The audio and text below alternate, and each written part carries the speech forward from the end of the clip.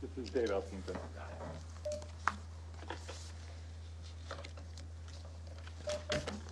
Okay. Good morning. We'll go ahead and start the press conference with an update on the numbers. Today we had 482 new positive cases for a total of 3,641 positive cases. 33% of today's positive cases are related to the surveillance testing that has been done at the meat processing facilities. We had 2 new counties, Cherokee and Humboldt, for a total of 84 counties. We had 1,313 negative cases today, for a total of 23,974 negative cases. We've tested 27,615 Iowans for a per capita test of 1 out of 113 Iowans. The State Hygienic Lab has 7,273 tests available. We've had 1,293 Iowans recovered for a recovery rate of 35%. We have had an additional 4 deaths, and all 4 are related to long-term care facility outbreaks for a total of 83 deaths in Iowa. 10% of all of our positive cases in Iowa have been still related to long-term care facility outbreaks, and 51% of all deaths in Iowa are among our residents of long-term care facilities. Across all of the RMCC regions yesterday, there were 214 COVID-19 patients hospitalized. 23 were admitted in the last 24 hours. 89 patients are being treated in ICUs, and 60 are on ventilators. Also in hospitals across the state, there are 4,200 inpatient beds, 553 ICU beds, and 696 ventilators available for patient care.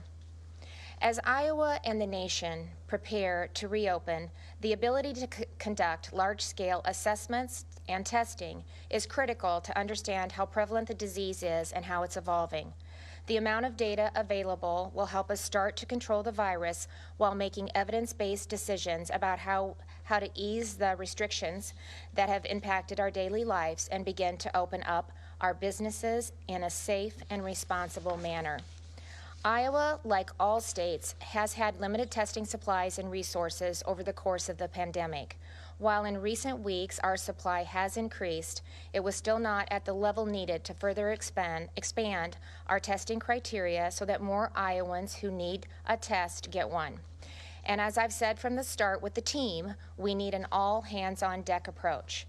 Iowans have seen the value of what public-private partnerships can do when times call for creative solutions. A number of Iowa-based manufacturers stepped up to help us solve our PPE shortage by reallocating their normal operations to produce gowns, masks, face shields for healthcare providers and other essential workers. At the same time, the state continued to pursue any and all sources to keep PPE flowing into our supply chain. So we've taken a similar approach in our pursuit for more testing. We've worked with our federal partners to secure additional resources as new testing technology became available, including Abbott rapid test and serology tests to detect COVID-19 antibodies. We also worked with local healthcare providers to assist them with securing tests to be able to conduct testing in their own facilities. But there continued to be a need for more diagnostic testing to identify as many positive cases as possible to help slow the rate of transmission, and that's why today I am really pleased to be launching Test Iowa. This is a public-private partnership between the state of Iowa, NOMI Health, and the Silicon Slopes Initiative.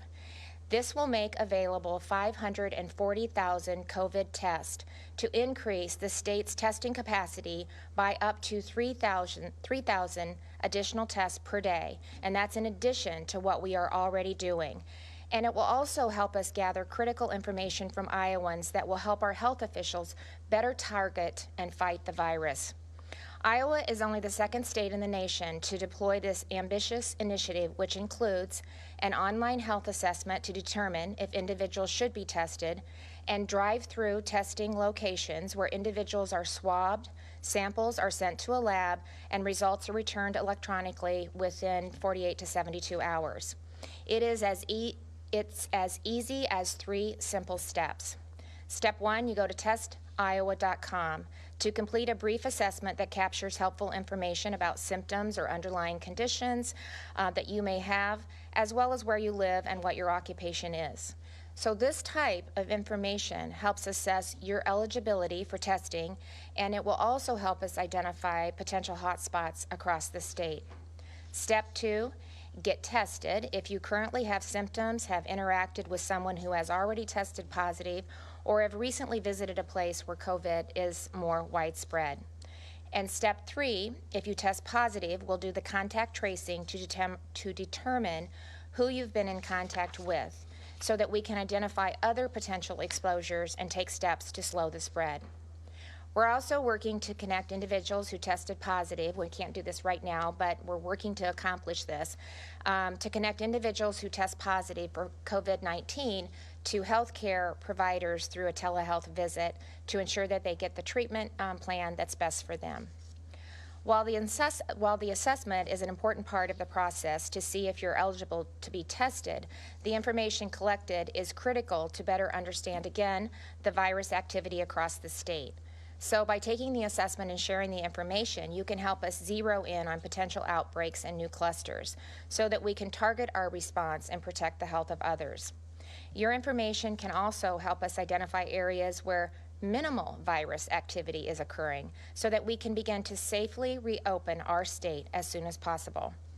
The assessment, it was created in partnership with the Iowa Department of Public Health and is conducted using the highest levels of security and privacy protection available. Your information will be used only for the purpose of combating the virus until the pandemic subsides. Once you complete the assessment, you'll receive a follow-up email with information appropriate for you if you're eligible for testing. Your email will prompt you to schedule a time at a testing location near you and will also provide a QR code that you'll need at the check-in. Iowa's first testing location will open Saturday at the Iowa Events Center North parking lot in downtown Des Moines, and more testing sites are planned for other areas of the state and could open as soon as next week. We also will be doing a site in Tama tomorrow at a long-term care facility, so that will actually be the first site, and we'll provide more details on that tomorrow. As I mentioned, Iowa was the second state to launch this initiative. Utah was the first, and today we're fortunate to be joined by Utah business leaders who are part of a collaborative coalition known as Silicon Slopes. This group came together quickly to significantly increase COVID-19 testing capacity in their state, and now we are implementing it here. With us today, I have Mark Newman, founder and CEO of Nomi Health, Josh James, founder and CEO of Domo, Spencer Steed is the vice president with Qualtrics, and Dave Elkington of the Silicon Slopes board. So thank you all for being here with us today and for our exciting announcement. So Dave, I know Iowans want to hear more about our partnership and how this testing initiative is going in Utah and what we can expect here. Yeah, thank you, Governor, and thank you for the opportunity to partner and deploy some of the things that have been working in Utah. So a little bit of background in terms of what the initiative was, because I think it'll be interesting for people to understand what the program was and as we look into what it can do for the people here in Iowa. So this really came out of a partnership initially with the state of Utah, and there was about a dozen companies who came together and realized that we can't just rely on the government alone to be able to provide solutions. So we came together in a very tight partnership, and we found access both domestically and internationally to protective equipment, so PPE. We found access to the entire test capability, and then we were able to get access to very innovative and a unique set of technology that's going to facilitate up to 3,000 daily tests, as you just mentioned. And just to give you a reference, in Utah, this program has only been in place for about 2.5 weeks, and just yesterday we were just shy of 3,000 tests. And the way the program will work is it's a hub and spoke model where throughout the state of Iowa, tents will then be set up, and drive-through capability to get access to testing will then become available. And the way, and you'll see here in just a minute, it starts with the assessment, just as you mentioned, Governor.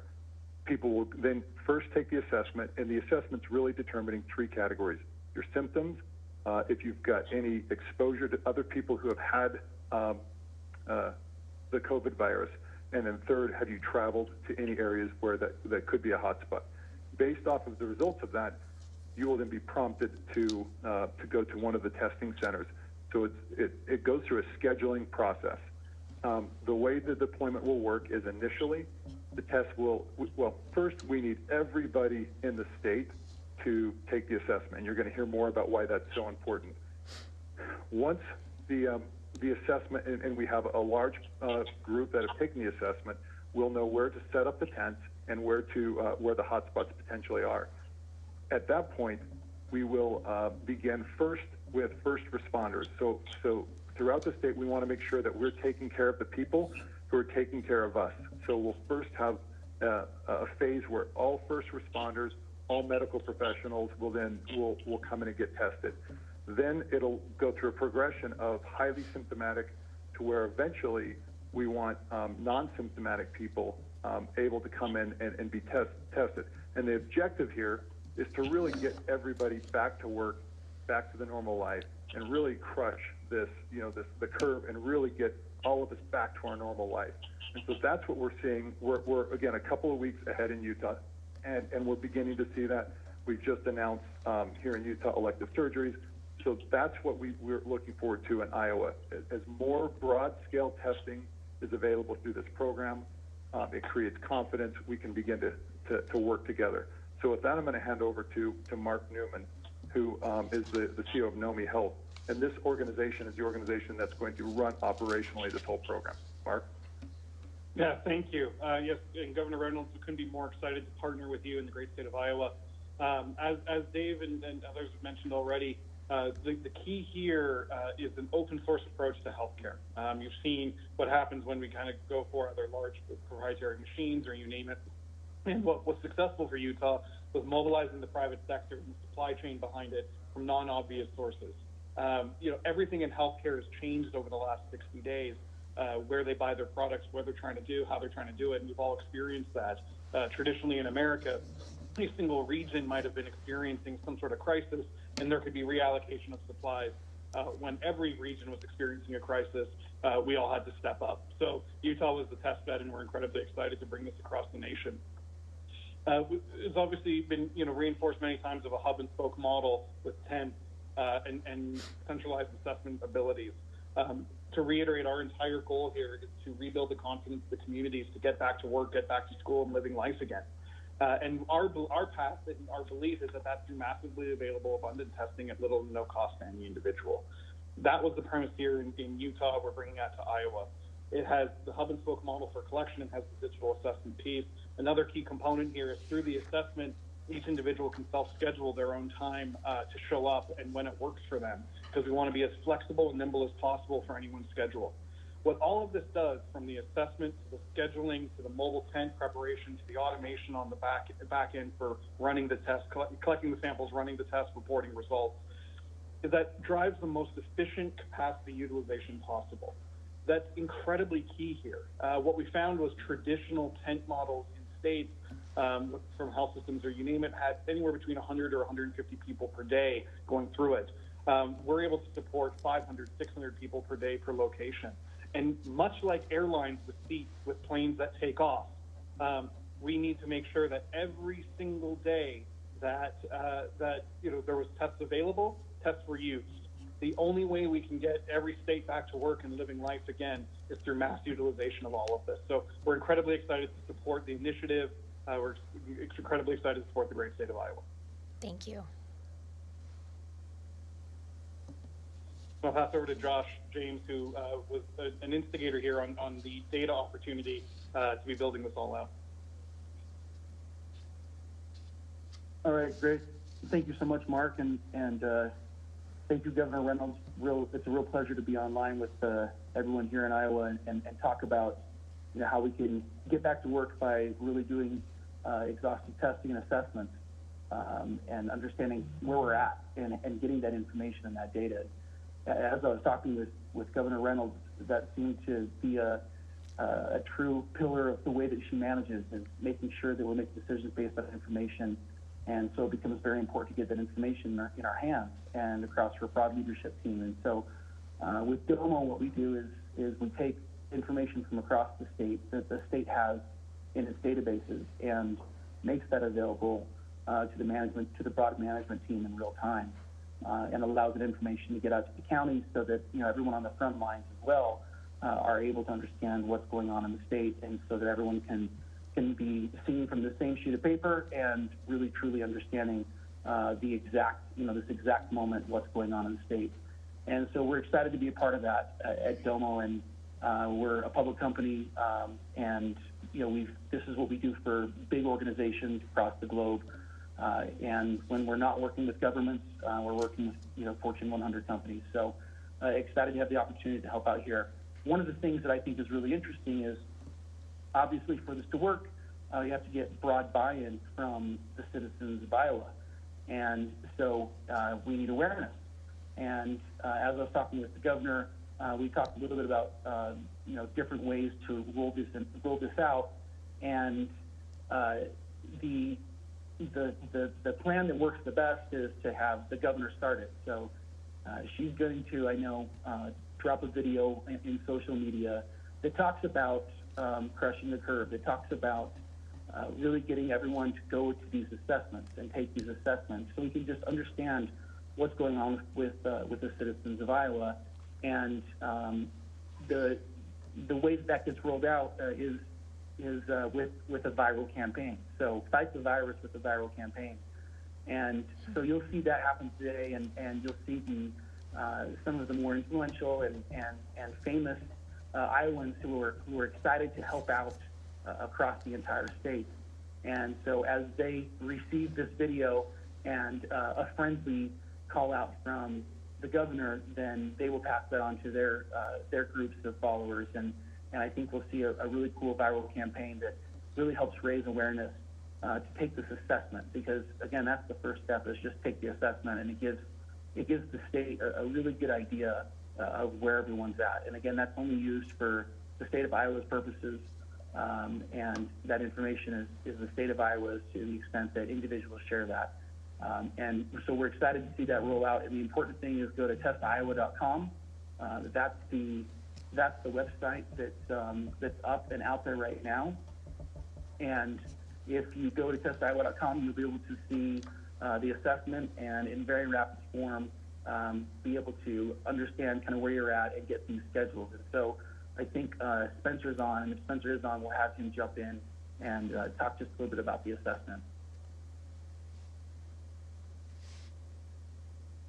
I can't hear Spencer. Oh, I was on mute. I okay, apologize. there we go. Thank you, Josh. Governor Reynolds, appreciate your leadership and are grateful for the opportunity to be a part of the solution. What we have found is that speed and accuracy is everything right now. And as our challenges continue to change, our ability to adapt is critical. And so, Qualtrics is a global company. We work with over 11,000 customers, including 2,800 universities. So we've been working in the state of Iowa for a long time, 8+ years, and excited to see that continue to expand. One of the important things is to be able to stay connected to citizens through the entire process, right? Whether that's from the assessment to providing results, but also checking in to see how they're doing and to making sure that they're progressing. As this virus continues to change, results continue to change, it's critical that we have access at scale, and that's where the assessment starts, by providing a human sensory network to all of our citizens, so that we can start reacting based on the results and hotspots that we see within the data. So, again, we're really excited. Qualtrics is more than happy to be a part of the solution, and we're grateful for the wonderful work that this team is doing to help crush the curve, and can't wait to see the results as we implement. Thank you. Thank you, Spencer. And so look for the campaign today from the governor. I've already seen the video that she's made, and I think it's going to be, in this kind of horrible time where we're all trying to do anything and everything we can to flatten the curve and get back to work and one of the big things is, again, getting the word out there. To go to testiowa.com. And so I think you're going to see Ashton Kutcher and Senator Ernst and Lieutenant Governor Craig, Senator Grassley, Sports Director Keith Murphy, and then also Pastor Mike Householder and Carson King will be the folks that are going to get tagged by Governor Reynolds. So we're excited to see who they respond with and see if we can spread this throughout the state of Iowa. And again, just really excited to be helping out Domo and Qualtrics and NOMI. So look forward to working with all of you, and again, appreciate the leadership from Governor Reynolds. Thanks, Josh. I think actually we have 2 already scheduled for Saturday. So even before we started, we got curious Iowans out there trying to figure out what's going on. So I wanted to say thanks to all of you for partnering with us on this important initiative. And the group is going to stay on, I think, if you have any questions, which you'll get an opportunity to have in just a moment.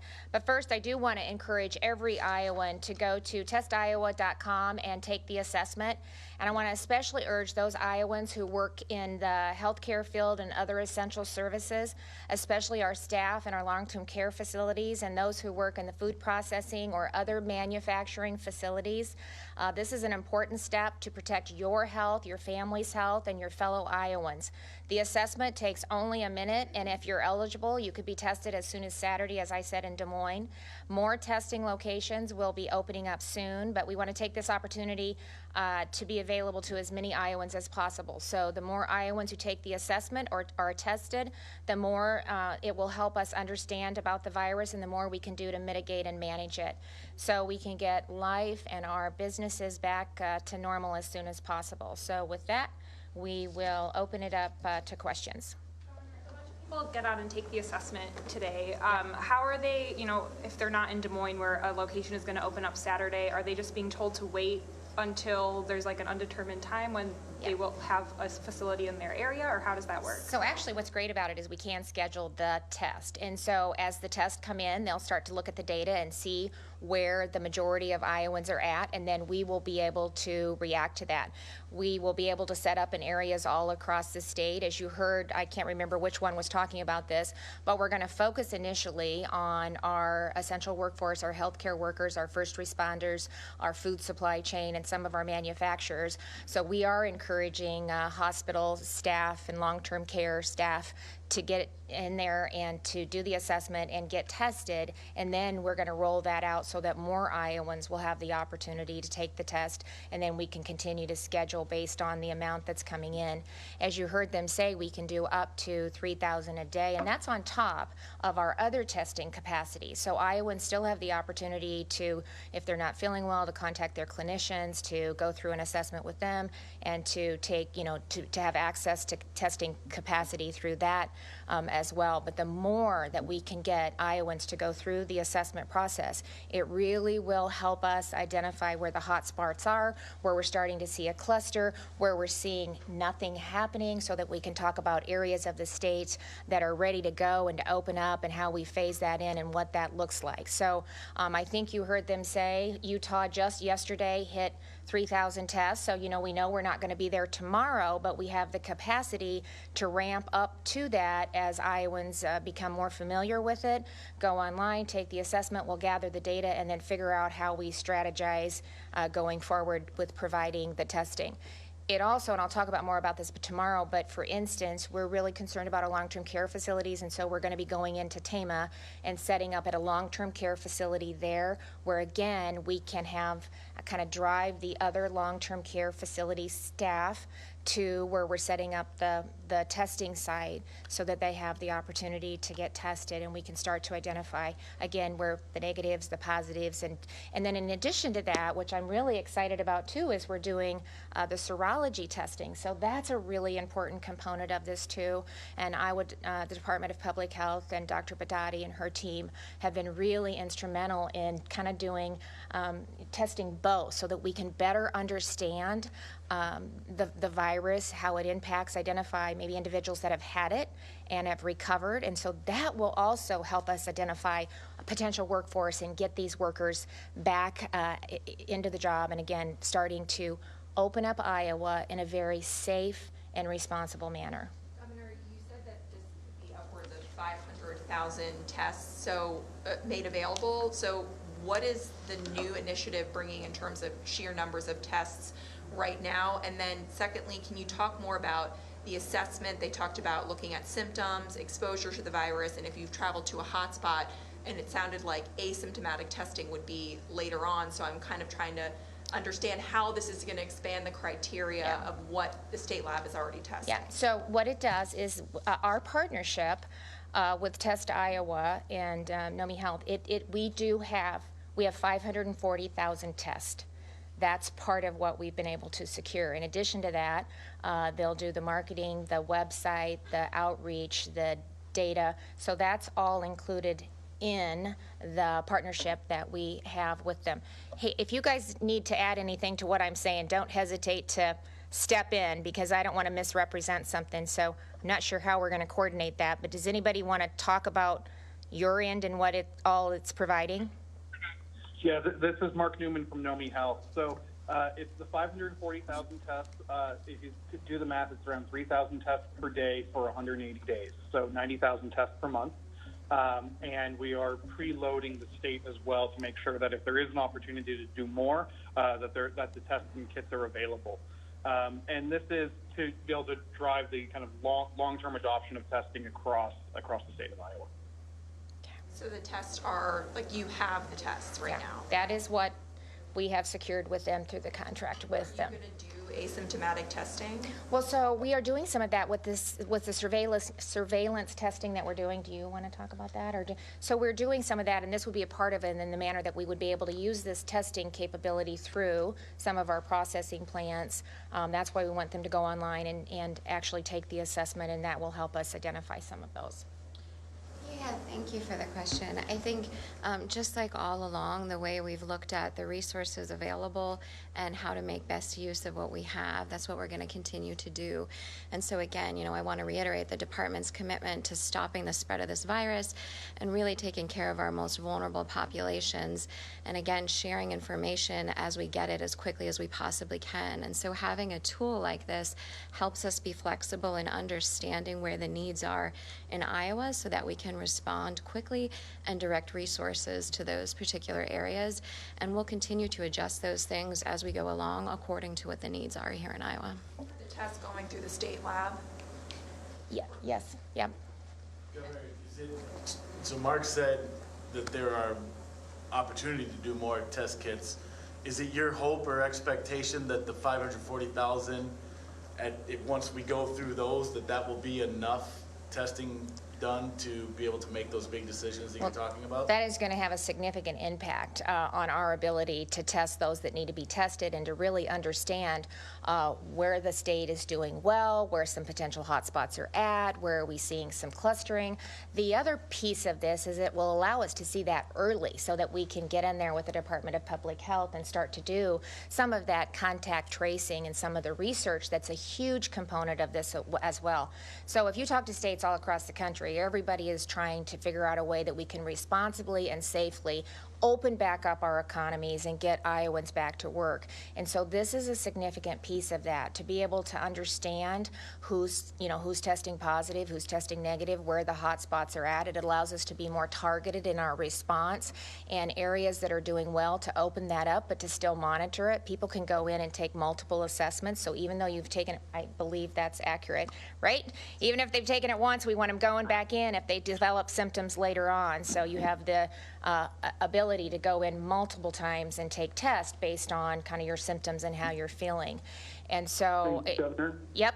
This is Josh from Domo, and one of the other things I wanted to say is, first of all, it's probably important to call out. There's not a lot of states are in this position. We talked to a lot of different states and sell software in a lot of different formats, and there's many states, are struggling to get 400 tests, 800 tests, 1,200 tests a day.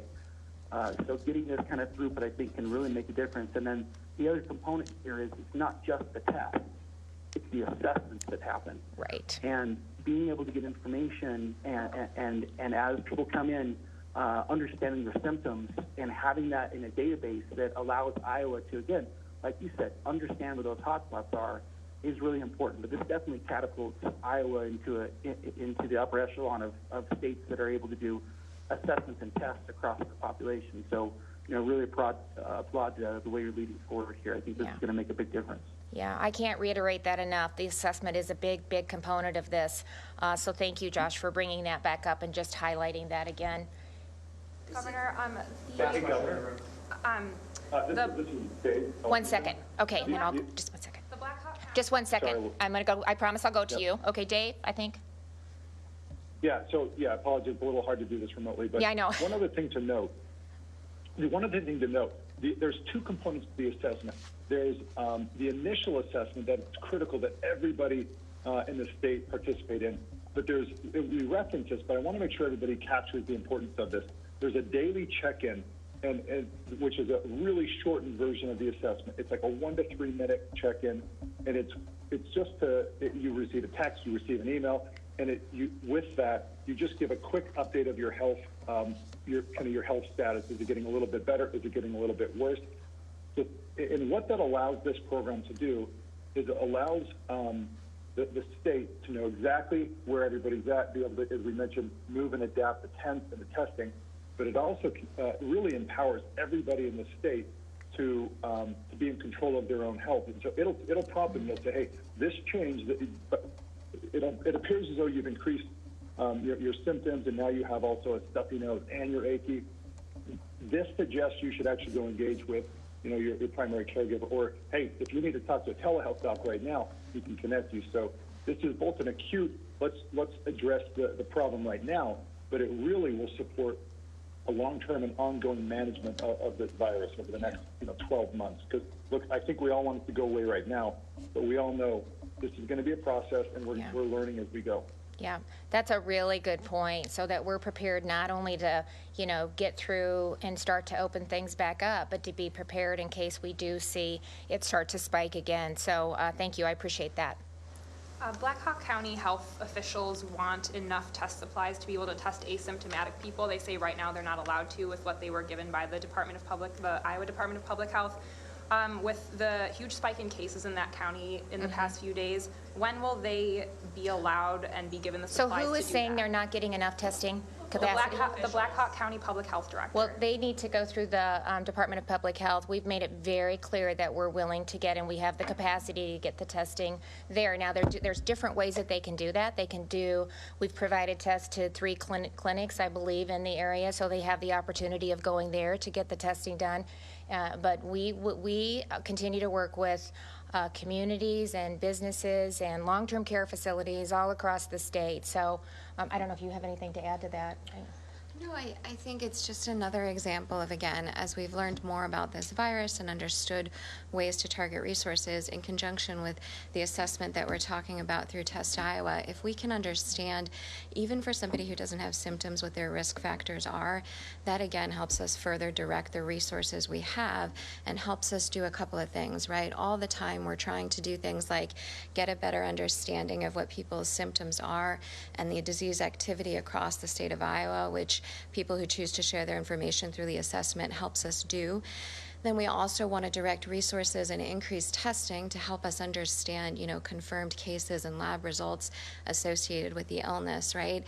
And then we also want to try and continue to implement those public health measures, which we're always going to recommend. The regular personal protective measures and measures like staying home are going to continue to be important, no matter what illness we're talking about, and they're going to continue to be an important part of the response to COVID. And having more information like this allows us to further direct those resources and efforts. Yes, Josh, I missed an opportunity. They should go and do the assessment, and that will help us accomplish exactly what they're asking for. So I am going to get so much better at this. This is a pivot from what we've been able to do, and this is how valuable this tool can be. So we can say to those individuals, and that whole area, Waterloo, every individual there in Blackhawk County can go online to testiowa.com, and they can go through an assessment, and we can start to figure out who is symptomatic or how we can start to schedule and walk through the testing. But it is essential. This is the first thing that they can do, and this is the first thing Iowans can do if they're concerned about an outbreak in their area, or they want to just, be proactive and, what did you say, kind of be in charge of their own health.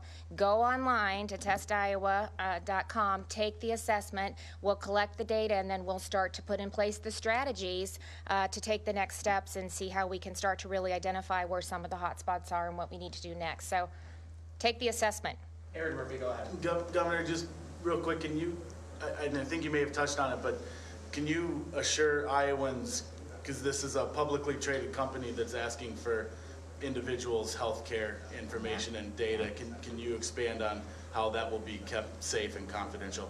Yep, and I'll have somebody on the team too step up and say it also, but we own the data. It is secured by Qualtrics. It's analyzed by the state public health. Again, it is protected, and Qualtrics meets the highest standard of security. It is an ISO 27001 certification. We're also protected by HIPAA. So we have all of the protections in place. The information is confidential. Does Spencer, do you have anything else to add to that? Yes. So the data is encrypted. The data is encrypted at rest and in transit. And as the governor stated, we are high trust and FedRAMP certified and HIPAA compliant. Work with public sector and have for many years. And at the end of the data is owned by the state, so we don't have access to it. We're going to go to channel 13. Go ahead. Yeah, Governor. One other thing to note on the data, because this is an important thing. Once an individual puts their information in the assessment, so as you take the assessment, there's the general overview, and then you put in some personal information, and then after that, the health questionnaire proceeds. After the point that that personal information is put in, that individual, through the existence of the testing process, that information is obfuscated, and no one associated with Test Iowa can see it. At that point on, you heard about the QR code. An individual at that point is purely a QR code through the entire process. This system is a processing system. It is not a data system. All of the reporting comes out of the state database because, this is not designed to provide any of that kind of information. It's secured. It's never visible. And really, all of this data has been put into the centralized state database where all of that reporting and any of that kind of information would reside. Thank you. It's very good information. Go ahead, channel 13.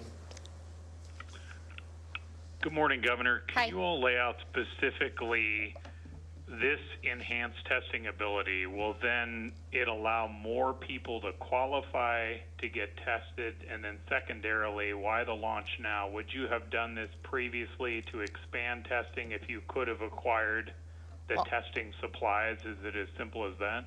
Well, yes, and I'm the second state in the country to be able to do it, and so I'm excited about the opportunity. I've already, Pete Ricketts, the governor of Nebraska, reached out to me and wanted more information about it. Our chief of staff had connected. We've talked about the contract and what we were able to do. So you're going to see another Midwestern state that's going to be launching and up and going, and actually we'll be able to coordinate some of our efforts as well with him coming on board with that. So we're excited about that.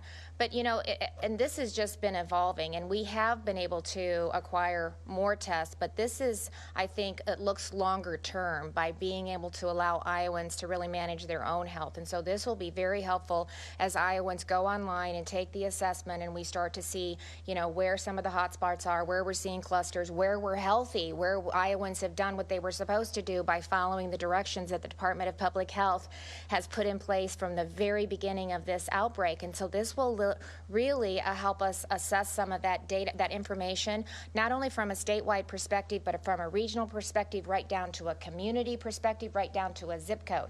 So we are really going to be able to, I think, use this in a manner to not only watch and monitor, but to continue to look for, use the data and the information to also open Iowa back up. And that's critical, not only the assessment and the data and getting the testing, but also the contact tracing is extremely important too, to be able to get in front of this quickly and start to, slow the spread and really limit the scope, the potential scope of what we're seeing in some of these hot spots. Ron at KWW, I'll go ahead. Governor, good morning. 2 weeks ago, Blackhawk had 12 cases. Today, 366. All are being traced now, or most of them back to the Tyson plant. So I think everyone realizes, Governor, that you're in a very, very difficult position when it comes to calls to close a plant like Tyson's in Waterloo with 20,000 hogs a day in an industry already being really hurt. It's kind of an actuarial decision. You're weighing the negative economic impact versus the potential risk to public health. So tell us why you still think it's worth the risk to keep that plant open. Well, first of all, we want to make sure that we're protecting the health and well-being of all Iowans. And I want people to know that probably, 50 to 70% of the United States population is projected to get this. So people are going to get it. It is very contagious, especially in large gatherings. So our goal, and 80% of the individuals that get it are only going to experience mild or no symptoms. So we shouldn't lose sight of that as well. So we really need to focus on the individuals who are vulnerable, who have underlying conditions, and do everything we can to mitigate their exposure, to stay home, to limit, trips to essential trips, to do what we can to flatten the curve, which we're working on so we don't overwhelm the healthcare system. And so, by going in and being able to have Iowans across the state take the assessment, again, see where they're at, use a strategic testing and follow-up, we can start to identify, start to do the contact tracing, see the scope of who has been involved, and most importantly, make sure that we're taking all precautions necessary to protect the health and well-being of our workforce, but also to get them through the incubation period and then back to work. And so with the serology testing, that's going to be extremely helpful because we'll be able to identify. A lot of times Iowans don't even know that they've had it, and I think we're seeing more and more numbers indicate that that's happening with the percentages that I just talked about. So this will be an opportunity for us to also see if Iowans have had it, if they've recovered, what their immunity is. We're still learning that. We don't have all the answers there. But then that starts to go into some of our projections about bringing our workforce and standing them back up. So we're working with the facilities to make sure that they're taking all precautions that they should to protect their workforce, masks, face shields, sanitizing the place. They do this and have done this on a daily basis. That's standard practice. Making sure that they're doing screening before they even enter the plant, taking temperatures, limiting the breaks and how, separating the employees, partition shields that they're putting in place. So they're doing that, and then we need to work with the workers to make sure that we're doing an assessment, see if they are showing any symptoms, that we're getting the test done and getting them on the road to recovery. Adam at KCRG. Governor, you've noted the particular danger facing Iowa's long-term care facilities, 51% of the deaths in the state. But the state right now is still choosing to only name places with 3 cases among residents. Florida recently made the choice to do that in the interest of transparency, to identify all long-term care facilities that have even 1 case. Can you explain why you're still choosing to only identify the 3 and not identify all of them? Yeah, thank you for the question. I think that the information that we're sharing about when we confirm an outbreak that's associated with a long-term care facility has to do with part of the epidemiologic investigation to understand where the risk is. So unfortunately, as we've known for a while, this virus is widespread across the state of Iowa. And so when we're alerted to a single positive case in a resident or in a staff member in a long-term care facility, we do initiate all of the preventive measures and offer all of the support that we can, even from that first notification, and start to work very closely with the facility. And again, this is what we're doing all the time to help understand the risk factors and how we think somebody may have become sick, and to implement the control measures that we need to implement to reduce spread. And so the idea of using 3 individuals, 3 residents in a facility as a determination for confirming an outbreak really has to do with understanding the risk and understanding what's going on in a facility. And it's something that we continue to do. We continue to work very closely with these facilities on. We're going to keep doing that, not just for COVID, for all kinds of illnesses, for the health and well-being of the Iowans in these facilities. And I would also say that just like with plants or any other location, these are all a part of our public health, where Iowans live and work and where we get care and what we do for leisure. And so we always want to make sure that we're sharing information, not just when people have problems, but to help prevent problems from occurring. So that defines an outbreak, but why not just make all of that public when cases are revealed in any long-term care facility? I feel like you answered it, but Yeah, again, thank you for the question. I think that's currently, the way that the department is sharing that information, and I appreciate the question. And as I said, we're going to continue to work with these facilities and share as much information as we can, as quickly as we can. But again, we're going to have them go in and take the assessment so that we can start to get in front of this. We have strike teams that are going into the nursing homes to make sure that we're working with the facility and the staff to make sure that, we're meeting their needs and they're getting the information that they need. And so taking the assessment, getting in front of it, identifying who's positive, who's not, so we can do the contact tracing is all key to really preventing this. And they have been very proactive from the beginning, but once it gets into a facility, it is really hard to contain it. And so we're trying to get on the front end.